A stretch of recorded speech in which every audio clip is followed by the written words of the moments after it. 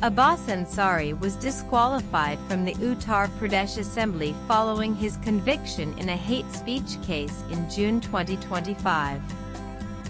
Former MLA Abbas Ansari, son of mafia-turned politician Mukhtar Ansari, has received major relief from the Allahabad High Court.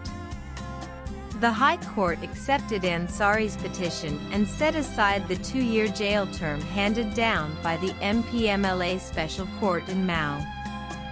With this order, his legislator status will now be restored, and there will be no by-election on the Mao Sadar Assembly seat.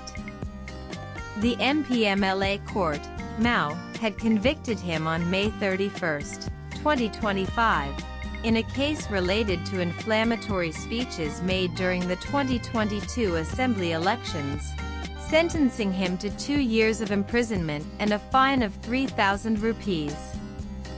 Based on that conviction, his MLA post was terminated on June 1, 2025. When the district judge of Mao rejected his appeal on July 5, Abbas moved the High Court, challenging the order. After hearing arguments from both sides, the High Court had reserved its verdict on July 30.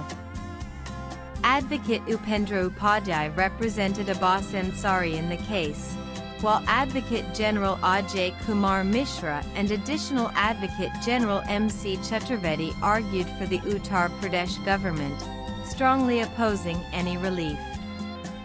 With today's ruling, Abbas Ansari regains his assembly membership, marking a significant political development in Mao.